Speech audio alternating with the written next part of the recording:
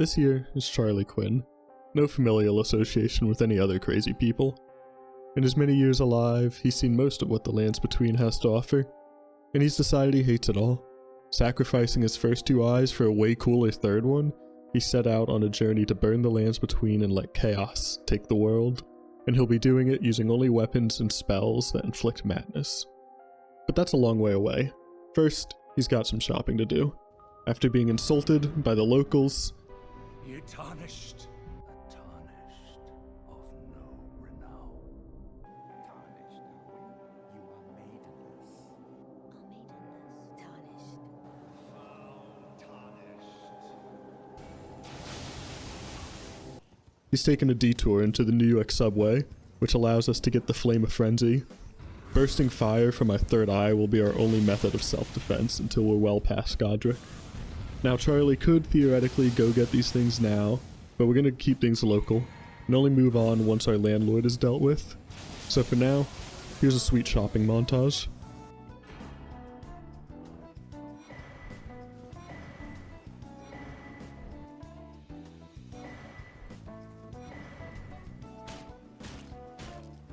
For talismans, we decide to go with the Axe Talisman for better charge attacks, and Blue Dancer for more damage while we're unarmored. However, it turns out Charlie, not me, is pretty stupid. The charged attacks and raised attack power are for weapons and not spells, so we play without any real talisman or armor for a while. Charlie fixes this eventually, but it's a real thorn in our side for the duration of Limgrave. Our first landlord to peacefully dispatch is this is where the real madness of Flame of Frenzy comes in. Its damage and range are decent, but dear chaos is it slow to cast. When the spell takes longer to cast than Margit's openings, we end up trading a lot of damage. With minimal armor on thanks to Blue Dancer, Margit's a little too much for us right now. So, to go get some runes, we bully and get bullied by the local wildlife.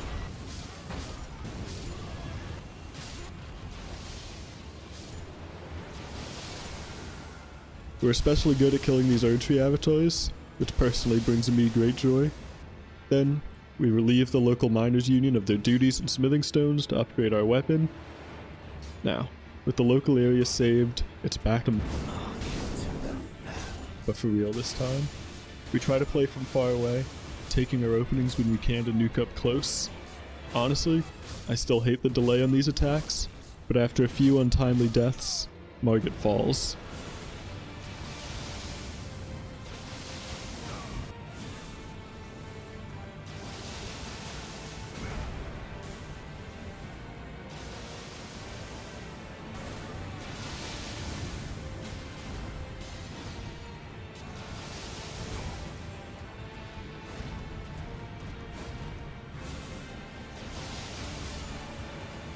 Before Stormvale Castle, it's off to Redmane Castle to help Irina for her questline.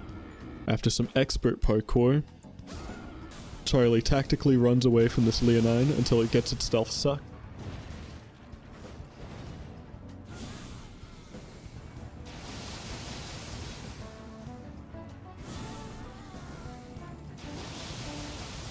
And we save Irina. This be? My daughter deserved better. Back at Stormvale Castle, Charlie swaps over to the Godslayer seal and goes to face Godric. Godric has bigger openings and easier attacks to dodge. This makes him easier to nuke up close, and this fight is one of the easiest of the run.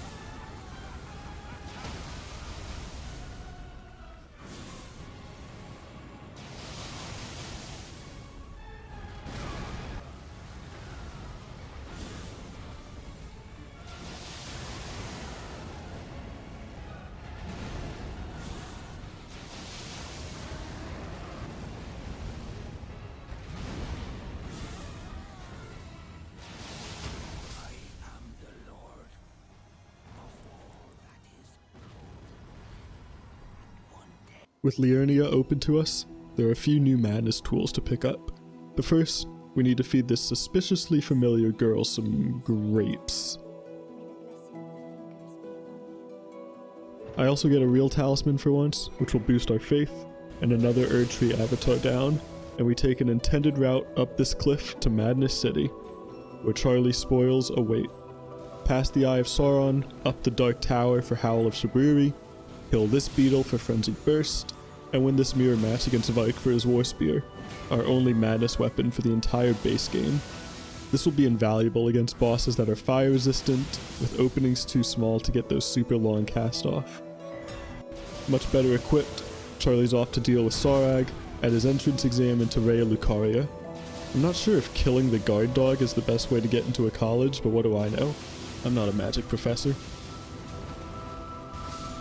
Inside the library, we take on the actual guard dog wearing the worst strip of all time for any hint of armor after the shame of Blue Dancer. Radagon's puppy has obvious openings and not a lot of health, so we deal with him with no real issue by just blasting him in the face after he misses a sword move. No deaths either, which will not be a reoccurring event.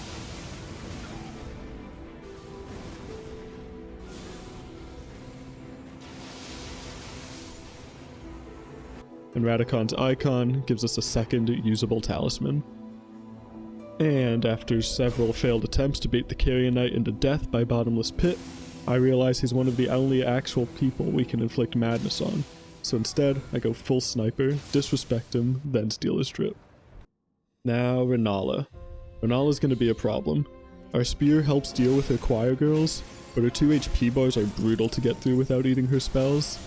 I play really greedy, die to her wake-up explosions a few times, and with how long this fight takes for us, and the long run back, this puts us on tilt. So, farm some levels, I can actually use my new spear, since I was hitting the choir girls for 36 damage before this. With some comprehension of how to hold the pointy stick now, I spam Renala with jump attacks. They absolutely stagger her through the whole fight. It's night and day how much easier this fight is with weapons instead of spells. With Renala down, a lot of the map is opened up to us. First, we unlock the Altus Plateau, challenge Godfraud the Grafted for his talisman, which actually boosts Charlie's charge spells, unlike that blasted axe talisman. This fight doesn't have any reason to be harder than his twin, but we spend some time here. Then, we're off to do some shopping in Caelid. Fire Flask, Fire Buff, and Rot Dragon, which also gets stuck, so we shag him for his runes. Now, it's time for a celebration. Begin Radahn's festival and summon all the bros to come bite at his ankles. Most of this fight is me keeping my distance well away from the brute, and focus on sniping while the other festival goers do the dirty deeds done dirt cheap.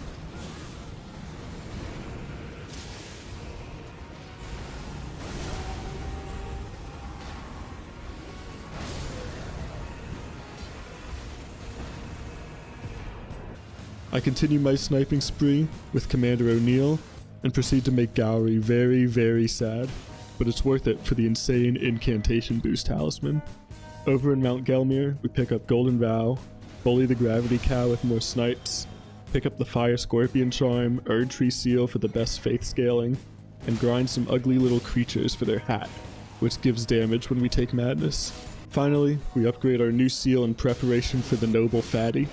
This wretched boss has way too many small windows and I eat a lot of stabs.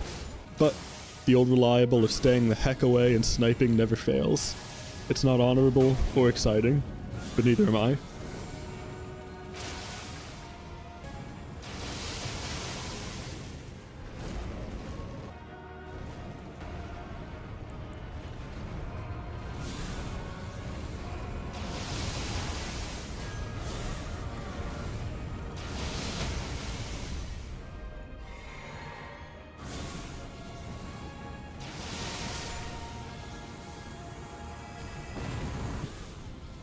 And then there's Rykard.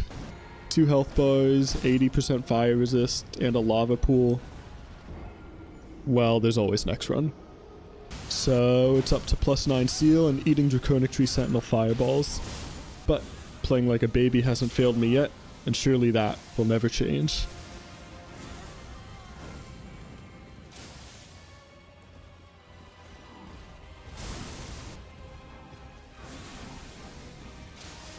One more Erdtree nuke for the Catharsis and it's off to Goldfree. But Goldfree dies super quick, which is a great sign.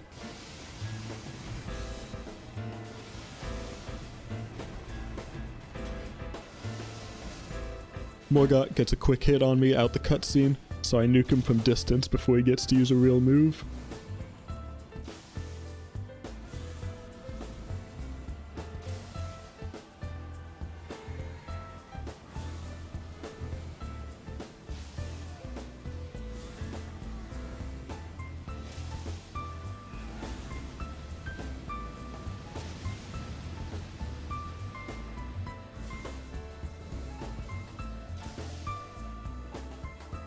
To get the next big upgrade, Charlie beats his face against Commander Nile.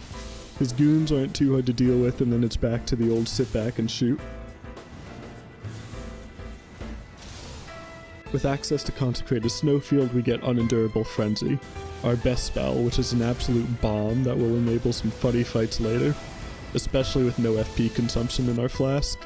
Opposite of funny fights is Mog, who I'd never willingly do with 80% fire resist, but he's gatekeeping a new seal, spell, shield, and most importantly, the Frenzied Flame ending. We spend quite a while unwisely trying to nuke him with our new toy, but fights like these is exactly what the spear is for. I just have to lock in and whittle him down, death by death, 221 damage at a time. This is the weakest and most normal fight of this entire run. I have nothing but the minimum in dex and strength, so the spear really is a last resort, but eventually, we persevere.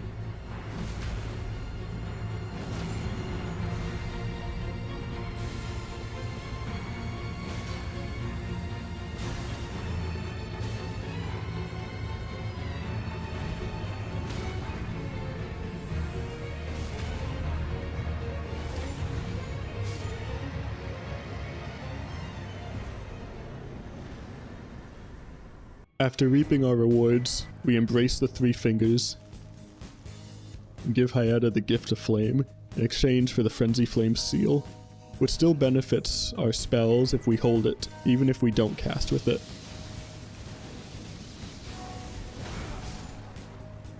Now we get to do this to Mimic Tier.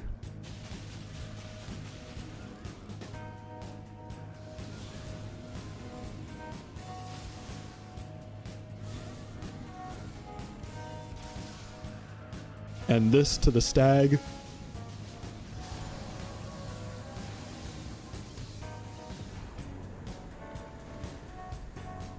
And this to Fia's Champions.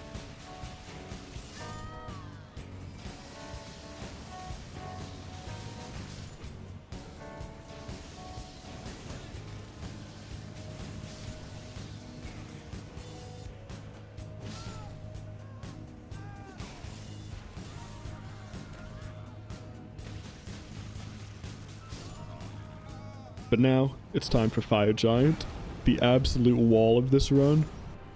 It's my most deaths in my first run back in 2022, and I still can't easily read his plates. I die a lot trying to get a nuke off at his feet.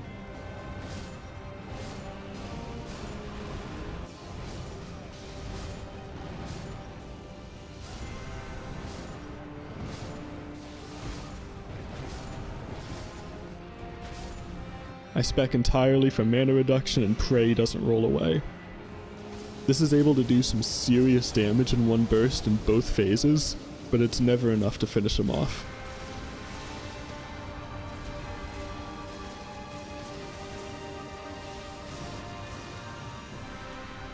After try, and try, and try, eventually, I resort to sniping out his phase 2. Where he can only hurt you with fireballs and delayed fireballs, both of which you can sprint away from if you don't get caught casting. Eventually though, I'm able to do Fire Giant phase 1, even while missing the nuke, and then play Keep Away for an 8-minute phase 2. But eventually, Fire Giant falls. Charlie's greatest enemy. Surely nothing will stop him now. Become their lord. Take their torment, despair, their affliction, every sin, every curse, then melt it all away. As the Lord of Chaos, no more fractures, no more birth. Against Godskin Duo, Charlie decides to even the fight and bring out the pinch hitter, the Nomad.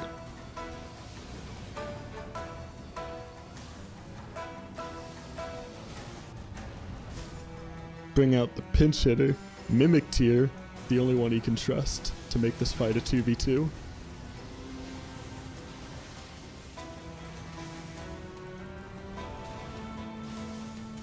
It's crazy how much easier these fights get with a meat shield to let you get uninterrupted, unendurable frenzies off.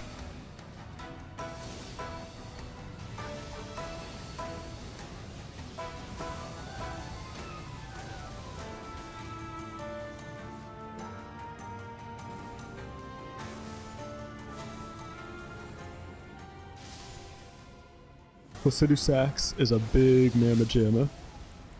So after actually learning what his attacks do,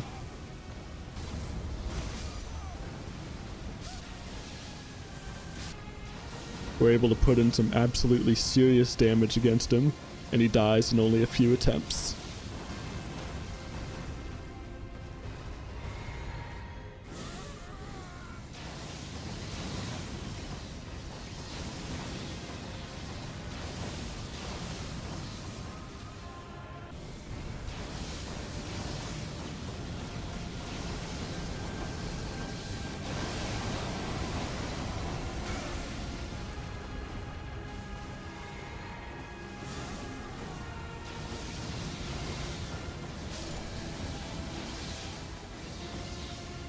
Then, Malekith triggers me with his small openings and Charlie goes on an absolute power trip. And Mimic Tears Malekith. Now I would never condone this, but Charlie, he's uncontrollable. He's literally insane after all. And yet the fight is still way too close of a fight.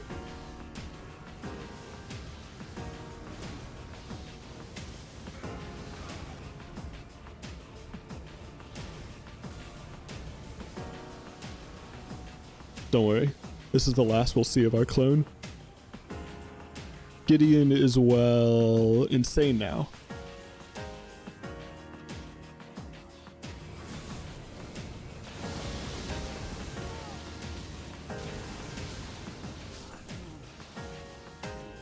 And we're off to Godfrey. Godfrey, however, is an absolute menace.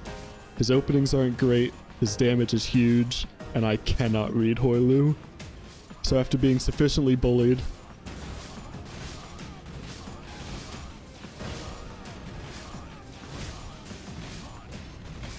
I evade him and go bully Astel instead.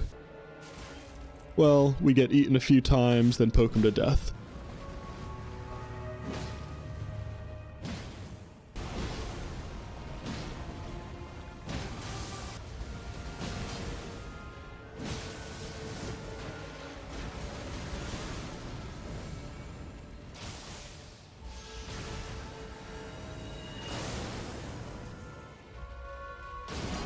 But there's no more running away.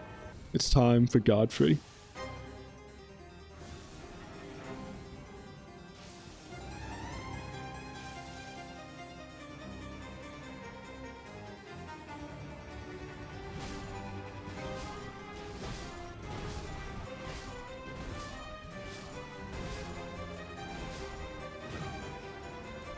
Okay, well, we can use some more runes. So let's see how Loretta is. This fight is honestly just a skill diff. I really like this fight. None of her moves are too crazy, although some of the damage feels unavoidable. But we spear her down and reap our rewards of the Dragon Crest Great Shield. With all this physical reduction, now we have no excuse. Back to Godfrey. I've gotten the hang of Phase 1, but Hoilu is still a menace. I cannot read these lingering air grabs for the life of me.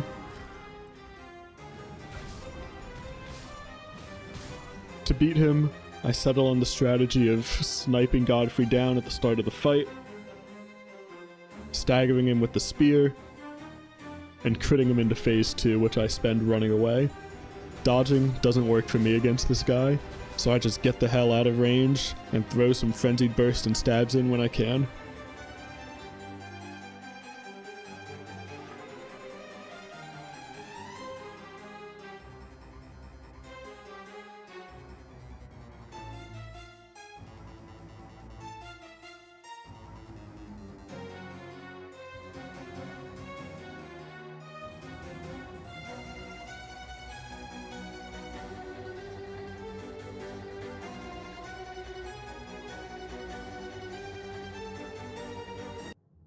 Before our final fight, there's one more beef to settle. I am Melania, Blade of Mikola. And I have never known defeat. I never learned this fight 2 years ago because I staggered and one-shot her back then, which you'll see is eventually the path we go down here too. But first, Charlie must struggle, trying to frenzy Melania, tanking waterfowl, into waterfowl, into grapple, into waterfowl. I try to play this fight by taking frenzies and stabs where I can. Sometimes it works, sometimes it doesn't, but phase 2 is even more brutal.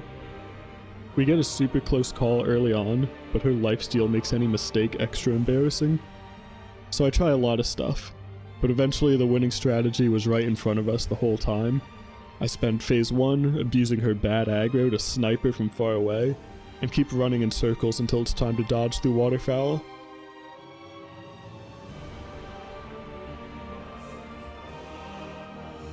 For phase 2, I use no mana combined with better stagger in the physic to stun lock phase 2 Melania and one-shot her before she can do anything.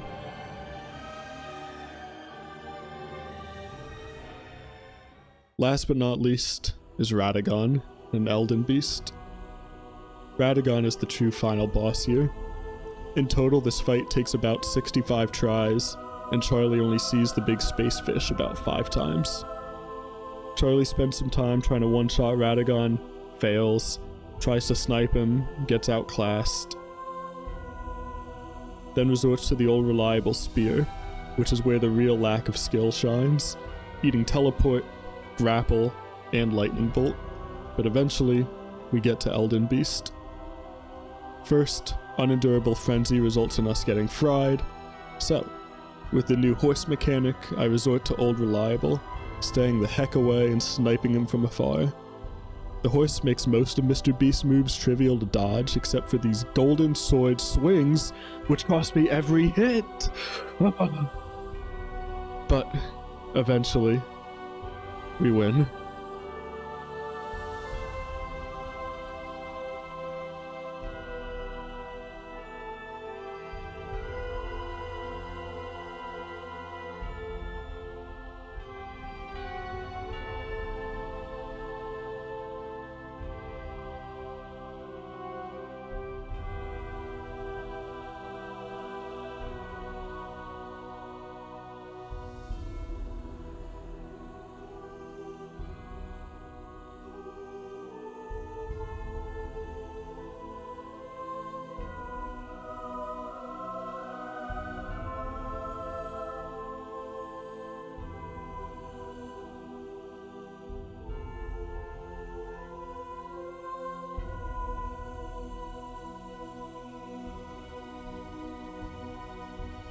And Charlie gets his wish.